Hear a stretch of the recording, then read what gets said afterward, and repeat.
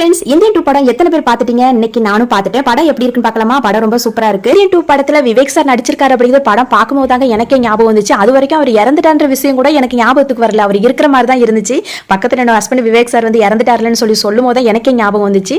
அந்த விஷயம் அந்த படத்துல விவேக் சாரை பார்க்கும்போது ரொம்ப சந்தோஷமா இருந்துச்சு. இடைவெளிக்கு அப்புறம் வந்து ரொம்ப விறுவிறுப்பா சூப்பரா போகுது. வீட்டுக்கு ஒரு மரம் நடுவோம் அப்படிங்கிறது போய் வீட்டுக்கு ஒரு களை எடுப்போம் அப்படிங்கிறது ஆயிடுச்சு அப்படிங்கிற மாதிரி கமல் சொல்ற டைலாக் வந்து சொல்றதுக்கு என்னவோ நமக்கு ஈஸி தான். படம் பார்க்கும்போது அதெல்லாம் வந்து கேட்கும்போது நமக்கு ஈஸி தான். ஆனா வந்து எல்லாரையும் திருத்தணும், எல்லாருக்கும் தண்டனை வாங்கி கொடுக்கணுங்கிறது நம்ம படத்துல 3 மணி நேரம் உட்கார்ந்து நம்ம பாக்குறதுக்கு ரசிக்கிறதுக்கு கொஞ்சம் கரெக்டா தான் இருக்கு. ஆனா லைஃப்ல கொண்டு வரும்போது அது கண்டிப்பா சாத்தியம் கிடையாது. ஊரை திருத்தணும் அப்படின்னா முதல்ல ஒவ்வொரு வீட்டுல இருக்கிற கலையெல்லாம் எடுத்து போடணும் அப்படிங்கிற ஐடியால தான் சொல்றாங்க. அப்படிங்கறத நம்ம தேடி கண்டுபிடிச்சு என்ன குற்றங்கள் எல்லாம் கொண்டு போனா பாதி குடும்பங்கள் வந்து உள்ளதாங்க இருக்கும்.